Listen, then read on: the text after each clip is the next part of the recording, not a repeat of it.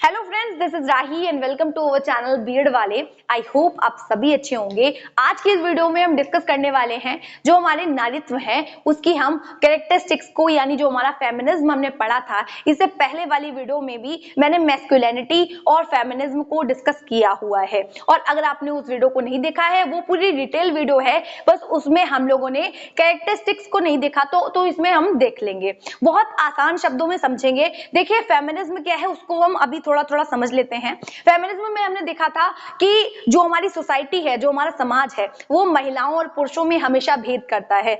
मतलब जो हमारे पुरुष हैं, जो हमारी मेल फैकल्टी है, उसको वो प्रायोरिटी देती है, यानी पुरुषों को आगे रखती है। इस बेसिस पे क्या है, बाइसनेस उत्पन्न हो जाती है। मतलब जो हमारी पक्षपात कहते हैं, या हम कह सकते हैं जेंडर स्टीरियोटाइप, या जो हम कह सकते हैं रूढ़िवादिता है, वो जन्म ले लेती है, और महिलाओं की स्थिति लगातार घटती जाती है और पुरुष आगे बढ़ते जाते हैं। कई बेसिस पे हम ये भी देखते हैं कि पुरुषों के साथ भी ऐसा हो रहा है, या उनके साथ भी बाइसनेस देखी जा रही है।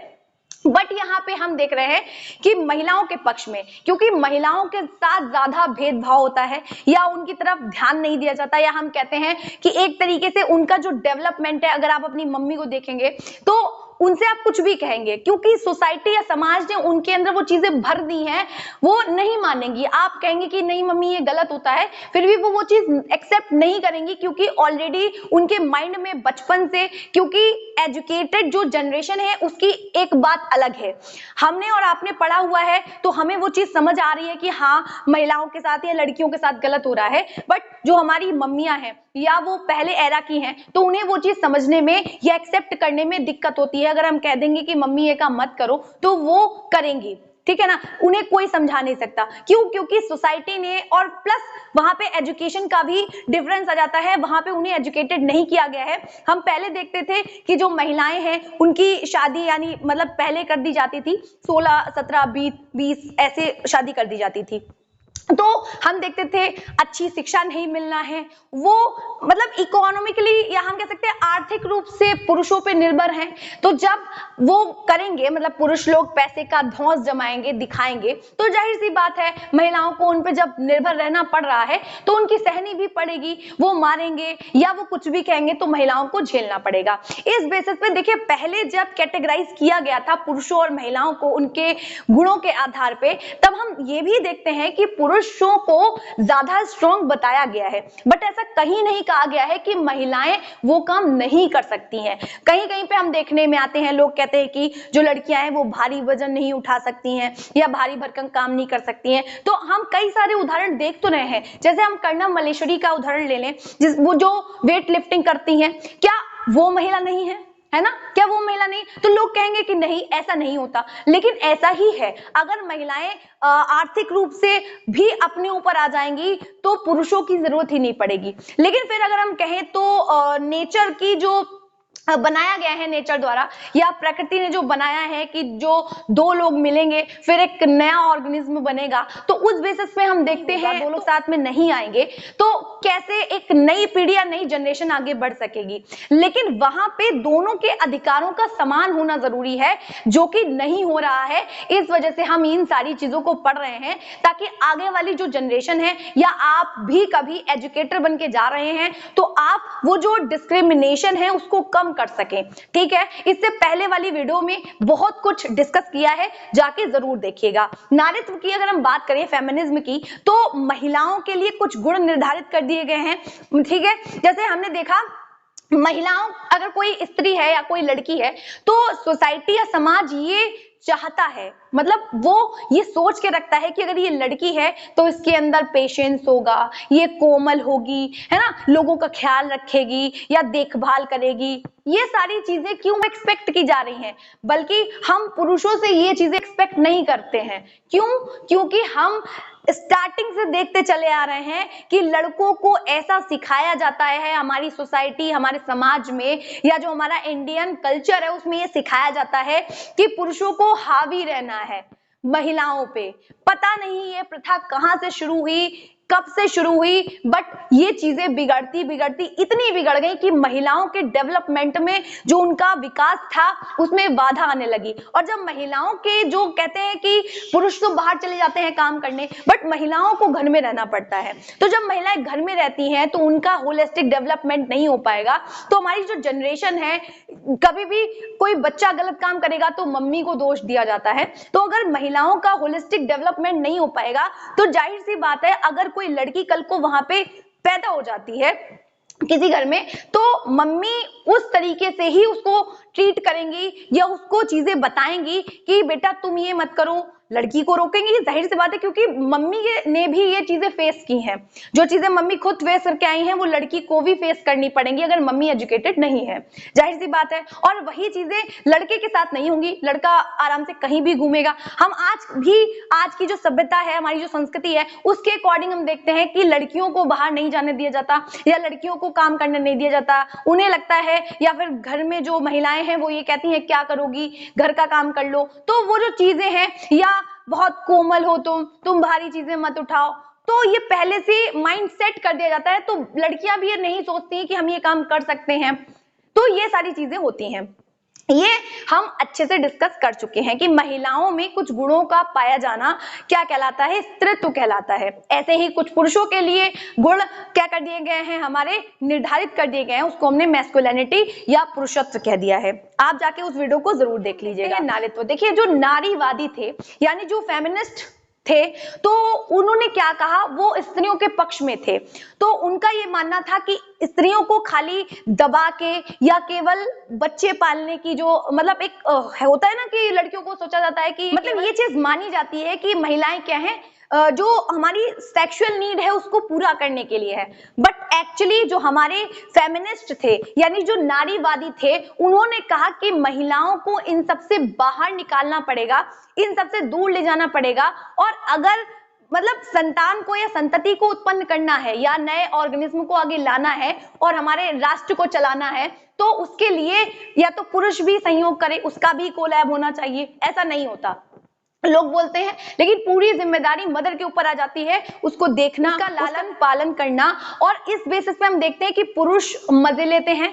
नहीं, ये एक्चुअली ऐसा ही देखा जाता है। अगर जो हमारे मेल फैकल्टी उसको बुरा लग रहा है, बट एक्चुअली हम बहुत जगह ऐसा देखते हैं कि जब महिलाएं घर के काम में रत रहेंगी, वो बच्चों को देखती रहेंगी, पुरुषों का करती रहेंगी, तो वो अपना कब देखेंगी या अपनी लाइफ कब जिएंगी, है ना। तो वो चीजें क्या है, जो हमारे नारीवादी थे उन्होंने बहुत ज्यादा सपोर्ट किया और उन्हीं के बेसिस पे हम कई सारी कैरेक्टरिस्टिक्स देखने वाले हैं। फटाफट से हम लोग डिस्कस करते हैं जो हमारी नारीवाद के अकॉर्डिंग क्या है, नारीत्व की विशेषताएं। पहले आप क्या डालेंगे कि महिलाएं यौन प्राणी नहीं है, वे इंसान है। देखिए, इससे ना सिंपल मतलब ये निकल रहा है कि महिलाएं कोई सेक्सुअल नीड की चीज नहीं है, वो केवल बच्चे या संतति या ऑर्गेनिज्म को उत्पन्न करने के लिए नहीं आई है। हम अगर कहीं जाते हैं, हम बहुत थक गए हैं, तो सबसे पहले हम क्या कहते हैं, हम लड़की से कहेंगे बेटी पानी ले आओ, या फिर चाची पानी ले आओ, या फिर हम कहते हैं भाभी पानी ले आओ, मम्मी पानी ले आओ। लेकिन हम किसी बॉय से क्यों नहीं कहते? कभी ये सोचने की बात है कि अगर हम बैठेंगे तो किसी लड़की या हम कह सकते हैं फीमेल जो होगी उससे पानी मांगते हैं, ऐसा क्यों है? हम किसी बॉय से या हम मेल से भी तो पानी मांग सकते हैं ना। लेकिन जो सोसाइटी है, जो समाज है, उसकी सोच ये है कि महिलाएं इस काम के लिए बनी हुई हैं, जो हमारी फीमेल फैकल्टी है वो इस काम के लिए बनी हुई है। तो क्या है, जो हमारे नारीवादी लोग हैं वो ये कहते हैं कि जो महिलाएं हैं वो केवल सेक्सुअल नीड्स को पूरा करने के लिए नहीं है। हमें उन्हें कैसे देखना है, एक सामान्य इंसान के रूप में देखना है, जैसे सारे लोग हैं, जैसे सारे इंसान हैं वैसे ही एक औरत है, ठीक है ना। उसके बाद ये कहते हैं कि जो हमारी महिलाएं हैं वो हमारे मेल्स हैं, या हम कह सकते हैं जो हमारे पुरुष हैं उनसे ज्यादा बेटर हैं। अगर महिलाएं, आप खुद सोचिए कि देखिए महिलाओं को खाना बनाना तो परफेक्टली आता है, पर वो एजुकेशन भी अच्छी ले ले, एजुकेशन अच्छी ले लेगी तो क्या होगा, वहां पे एजुकेशन अच्छी लेने की वजह से वो अपने आप इकोनॉमिकली जो आर्थिक स्थिति है, मेन मोटिव क्या होता है, पैसा। जब वो पैसे से निर्भर है तो वो चीजें उसको फेस करनी पड़ेगी, हम कह सकते हैं सहनी पड़ रही हैं। जब पैसा आपके हाथ में होगा तो वो इंडिपेंडेंट होगी, उसका जो मर्जी होगा वो करेगी, जाहिर सी बात है। तो हमें सबसे पहले वुमेन्स को एजुकेशन देना बहुत ज्यादा जरूरी है। तो यहाँ पे ये कह रहे हैं नारीवादी लोग कि उतनी ही शक्ति है, उतनी ही इंटेलिजेंस है, तो क्यों नहीं महिलाओं को पुरुषों के साथ में रखा जाता है। और जब उन्हें अच्छी शिक्षा नहीं मिलती है या उन्हें सपोर्ट नहीं किया जाता है तो उन्हें हर क्षेत्र में ऐसी कोई फील्ड नहीं है जहां पे उन्हें हीन ना महसूस करवाया जाए या उन्हें अधीन ना रहना पड़े। हर चीज के लिए अगर उन्हें चाहिए तो उन्हें पैसे मांगने की जरूरत है। वो क्यों पैसे मांगेंगे? अगर उन्हें एजुकेशन मिली हुई है, वो अपनी लाइफ में अच्छा कर सकती थी, क्योंकि उन्हें नहीं पता। जब एजुकेशन नहीं मिली तो उन्हें एक्चुअली कई फील्ड्स के बारे में पता ही नहीं चला कि वो ये भी कर सकती थी, है ना। तो क्या है, उन्हें अधीन रहना पड़ता है। और क्यों ऐसा क्यों हुआ? क्योंकि उन्हें अवसर नहीं मिले जितने कि हमारे मेल फैकल्टी को मिले थे। बचपन में पैसे नहीं थे तो मम्मी ने भैया को पढ़ा दिया, बट आपको नहीं पढ़ाया, या हमारी फीमेल जो भी हैं मतलब महिलाएं हैं या लड़कियां हैं उनको नहीं पढ़ाया। तो ऐसा क्यों हुआ? जब पुरुषों को पढ़ा दिया गया, क्यों? क्योंकि आगे जाके ये अच्छा कर लेंगे। वहां पे क्या है, बाइसनेस आई नहीं आई। तो कुल मिला के यहाँ पे ये समझा गया कि जो महिलाएं हैं वो क्या है, केवल सेक्सुअल नीड्स को पूरा करने के लिए हैं, घर का काम करने के लिए हैं, बच्चों को पालने के लिए हैं। तो हमारी जो नारीवादी लोग हैं वो ये कहते हैं कि क्या है, हमें केवल ये नहीं देखना है कि एक बेटी है, एक बहू है या एक माँ है, उसको एक सामान्य इंसान के रूप में देखो उसको, क्योंकि सब लोग एक समान है ना, सबके दो हाथ दो पैर हैं, सब काम कर सकते हैं। तो जब उसको एजुकेशन मिल रही है, एक पुरुष को एजुकेशन, एक लड़के को एजुकेशन दी जा रही है, तो एक लड़की को क्यों नहीं? हालांकि शिक्षा ने कई सारी चीजों को बदला है, बट सच बता रही हूं कि इतना बड़ा संसार है कि हम अगर कुछ चीजों को बदल भी देते हैं तब भी हम कई क्षेत्रों में आज भी ऐसा देखते हैं। बल्कि जो हमारे यूपी साइड अगर मैं बात कर लूं तो यहाँ पे इतनी ज्यादा बाइसनेस है, इतनी ज्यादा रूढ़िवादिता है कि कुछ कहा नहीं जा सकता। क्योंकि मैंने बहुत सारी फैमिलीज को देखा है जिसमें मैंने कहीं नहीं देखा कि महिलाएं बाहर काम करने जा रही हो या पुरुष को घर का काम करते हो। बहुत कम ऐसी कंडीशंस होती हैं कि देखा जाए। समान अधिकार और समान अवसर। समान अधिकार का मतलब है, जो हमारे फेमिनिस्ट हैं यानी जो हमारे नारीवाद के लोग हैं, वो ये कहते हैं कि महिलाओं को पुरुषों के समान अधिकार मिलने चाहिए। और देखिए, समान अधिकार आपने दे दिए कि महिलाएं बाहर काम करने जाएंगी, लेकिन समाज उसको तिरछी नजर से देख रहा है। समाज का मतलब है कि हमें हर एक को, जो भी समाज में रहते हैं, समाज हमसे ही बनता है, तो क्या है, हर एक को अपना प्रोस्पेक्टिव बदलने की जरूरत है, हर इंसान को देखने की जरूरत है। क्योंकि ऐसा तो कोई घर नहीं है जहां पे महिला नहीं है ना, कहीं लड़की नहीं है। तो हर एक को अपना नजरिया चेंज करने की जरूरत है। क्योंकि लोगों का क्या होता है कि अपने लिए रूल्स अलग होते हैं, दूसरों के लिए रूल्स अलग होते हैं। हम अपनी लड़की को पढ़ाएंगे बट दूसरे की लड़की नौकरी करने जा रही है या कहीं जा रही है, तो बहुत दिक्कत होती है लोगों को। तो हर इंसान को अपना प्रोस्पेक्टिव चेंज करने की जरूरत है, ठीक है। तो यहाँ पे क्या है, जो हमारे नारीवाद के जो लोग हैं उन्होंने कहा महिलाओं को पुरुषों के समान अधिकार तो मिले, साथ में उन्हें सम्मान भी मिलना चाहिए, है ना, उन्हें अवसर मिलने चाहिए जिससे कि वो क्या कर सके, अपना विकास अच्छे से कर सके, अपना डेवलपमेंट अच्छे से कर सके और एटलीस्ट अपना जीवन जी सके। क्योंकि घुट घुट के जीने से तो बेटर है कि वो अपना जीवन अच्छे से जिए। तो जो नारीवाद थे वो फुल सपोर्ट में थे किसके, अस्तित्व के। तो वो ये कहते थे कि जो महिलाएं हैं उनको हर स्तर पर हर तरीके से इंडिपेंडेंट होना है, उनको स्वतंत्रता मिलनी चाहिए, वो अपना जीवन आराम से जी सकती है अपने तरीके से, जैसे कि पुरुष जीते हैं, है ना। जैसे हमारे पुरुष जीते हैं वैसे ही महिलाओं को भी फुल तरीके से, फुल टू मूड में जीने की क्या है, आजादी है।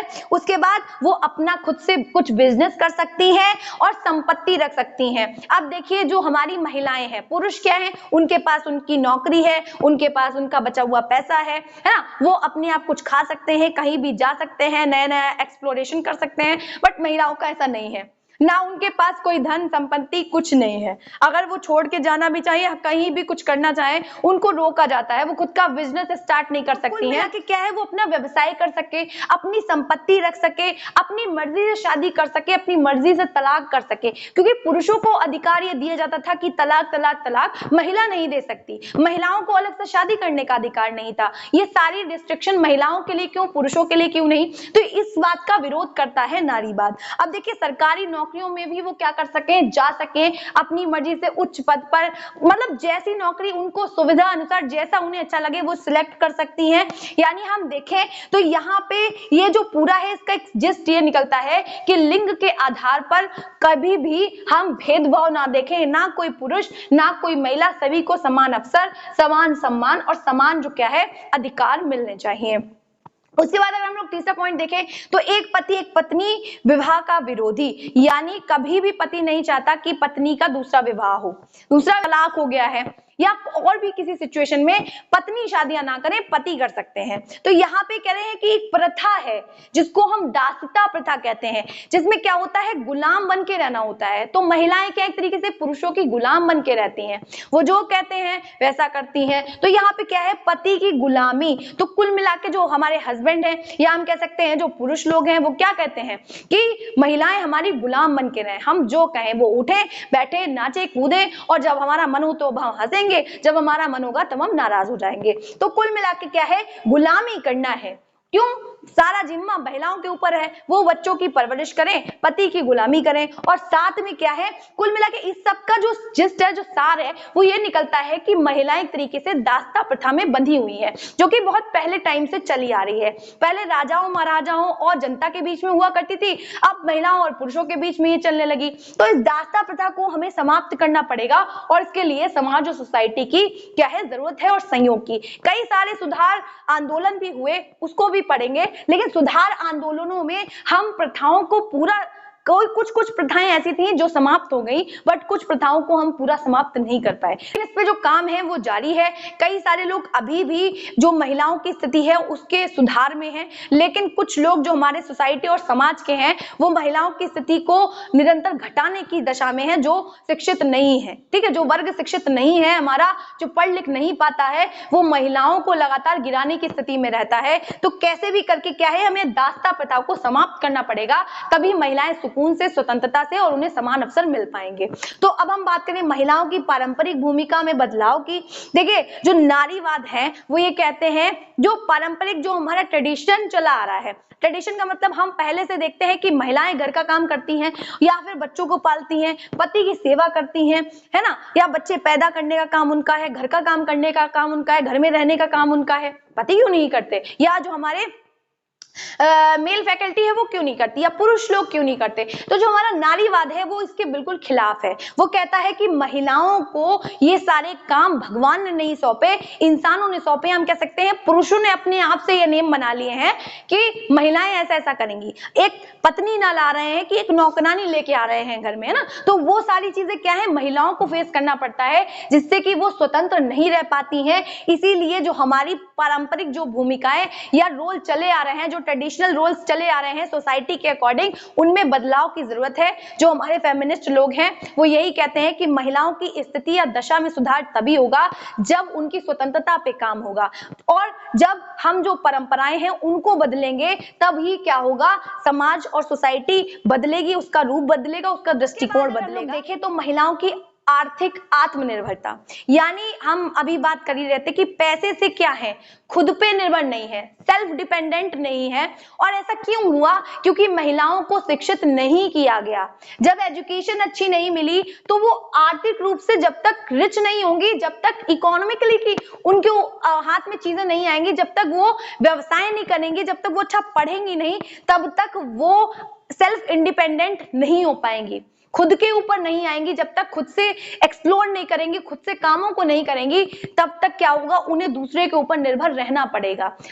आप अपने आसपास भी देख सकते हैं, आपकी जो मम्मी है या आपकी भाभी है, हो सकता है कुछ एजुकेटेड लोग हों जो बाहर जाके काम भी करते हो, बट ज्यादातर जो पुराने एरा के लोग हैं वो क्यों मान रहे हैं कहना, या क्यों उनके हाथ में थाली सजा के दे रहे हैं, या क्यों उनको पानी दे रहे हैं, या क्यों उनके कपड़ों पे प्रेस कर रहे हैं, या एक्सेट्रा जो भी चीजें कर रहे हैं।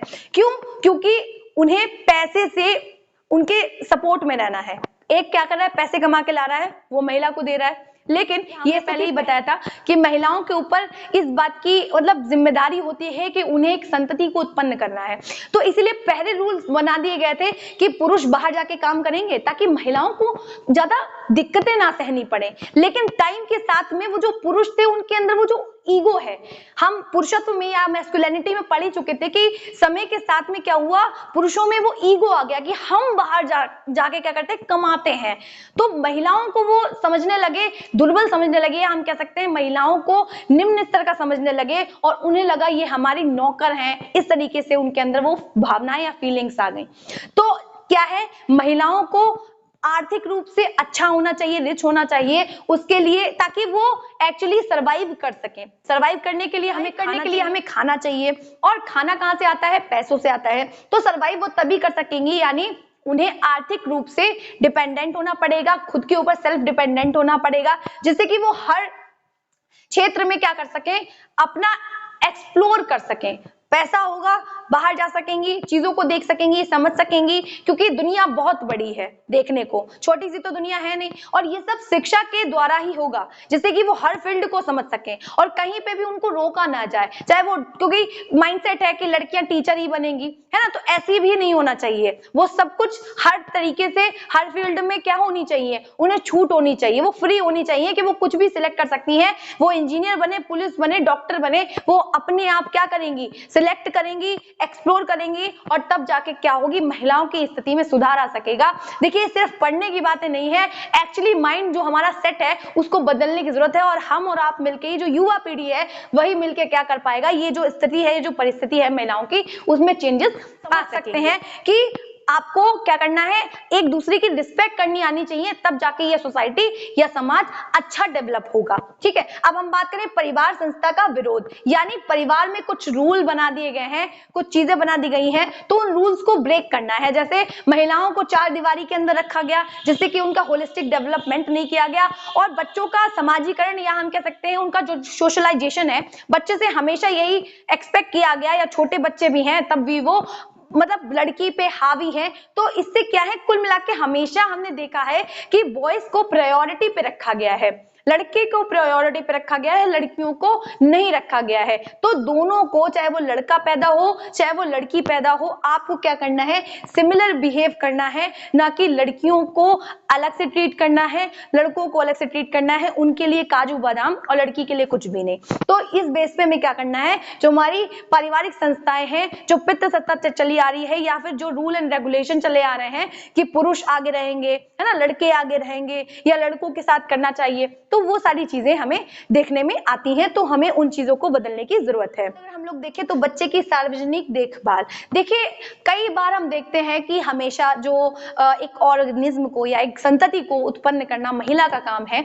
जब बच्चा उत्पन्न हो जाता है उसके बाद देखिए पहले की तो जो जिम्मेदारी है वो बहुत बड़ी हो जाती है एक महिला के ऊपर। वो कैसे उत्पन्न करती है एक संतति को, वो तो बहुत ज्यादा मुश्किल काम है, बट उसके बाद का जो जीवन है वो भी महिला को ऐसे ही बिताना पड़ता है। देखिए पुरुष तो बाहर चले गए, लेकिन महिलाएं उस बच्चे को अकेले क्यों संभाल रही हैं या क्यों देख रही हैं, या स्कूल ले जाना है, घर से लाना है, ये बहुत कम कंडीशंस में देखते हैं कि जो हमारे पुरुष लोग हैं वो इन्वॉल्व हो, वरना केवल लेके आना घर में पैसे, यही काम होता है, बाकी सब कुछ महिलाओं को देखना पड़ता है। तो क्या है, यहाँ पे जो नारीवादी लोग हैं यानी जो फेमिनिस्ट लोग हैं वो ये देख रहे हैं और ये कह रहे हैं कि महिलाएं क्यों पालें केवल बच्चे को, है ना, वो अगर पैदा कर रही है तो वो क्यों केवल अकेले पालें, वो समाज की जिम्मेदारी है। जो हमारे फेमिनिस्ट लोग हैं वो ये कहते हैं कि एक महिला की केवल जिम्मेदारी नहीं है बच्चे को पैदा करके विकसित करने की, ये तो समाज या सोसाइटी की जिम्मेदारी है, हम देख सकते हैं। लेकिन यहाँ पे हम फैमिली वाइज देखते हैं कि यहाँ पे अलग अलग जो हमारे समाज है, अलग अलग समाज बसे हुए हैं, अलग अलग सोच के लोग बसे हुए हैं, उसके अकॉर्डिंग बच्चा डेवलप हो रहा है। लेकिन जो नारीवादी लोग हैं वो ये कहते हैं कि कुछ ऐसे बाल पोषण जो गृह हैं या महिला प्रसूत गृह हैं उनका निर्माण किया जाए, वहां पे कुछ नर्सों को रखा जाए, ऐसी ट्रेंड नर्सेज हो जहां पे क्या हो सामूहिक, या वहां पे एक छोटी सी सोसाइटी बना दी जाए और वहीं पे बच्चों का डेवलपमेंट किया जाए। केवल महिला की जिम्मेदारी नहीं होती है, क्यों, क्योंकि हमारे समाज को, सोसाइटी को अर्पित होते हैं, हम एक तरीके से कह सकते हैं हम बड़े होके कुछ ना कुछ काम करते हैं जिससे सोसाइटी चलती है, समाज चलता है। तो ये जो हमारे नारीवादी लोग हैं वो ये कह रहे हैं जब बड़े होके हम समाज या सोसाइटी का सपोर्ट कर रहे हैं तो बचपन से ही क्या है ऐसे कुछ गृह बना देनी चाहिए, ऐसी कुछ व्यवस्था कर देनी चाहिए जिससे कि महिलाओं पे ज्यादा भार ना है, वो अपनी जो संतति उसने उत्पन्न की है वो दे दे, जिससे कि वो अलग डेवलप हो सके, है ना। तो ये सारी चीजें हैं। उसके बाद अगर हम बात करें तो पितृसत्ता का विरोध, देखिए महिलाएं क्या है इस बात के लिए और ज्यादा अधीन हो जाती हैं, क्योंकि हम हमेशा समाज में देखते हैं कि एक पितृसत्ता चली आ रही है कि जो बच्चा है या हम कह सकते हैं जो पुरुष है उसको माना जाता है कि ये हमारी आगे वाली पीढ़ी को चलाएगा, ये आगे जाके हमारा सपोर्ट करेगा। बचपन से ही माइंड सेट होता है कि लड़की कहाँ शादी करके चली जाएगी। तो पितृसत्ता क्या है, एक बहुत बड़ा टॉपिक है जो महिलाओं के विकास में क्या है रोकथाम लगाता है। तो जिससे कि क्या है हमें इन सब चीजों का विरोध करना है कि लड़कों को प्रायोरिटी इतनी ज्यादा नहीं दे देनी है कि लड़कियां कभी भी डेवलपमेंट उनका पूरा ना हो सके या महिलाओं का डेवलपमेंट ना हो सके। तो हमें कुल मिला के पितृसत्ता का विरोध करना है जिससे कि महिलाओं की स्थिति अच्छी हो सके और हमारा समाज अच्छे से चल सके। उत्पीड़ित वर्ग तो है ही, देखिए उसको हर समाज में हर सोसाइटी में एक अलग नजरिए से देखा जाता है। और हर समाज का मतलब है जितने भी समाज है, चाहे वो उच्च वर्ग हो, निम्न वर्ग हो, किसी भी तरीके का वर्ग हो, उसमें महिलाएं आपको हमेशा काम करती ही नजर आएंगी, है ना। हम महिलाओं को अगर वो बाहर का काम कर रही हैं फिर भी उन्हें घर का काम करना पड़ता है।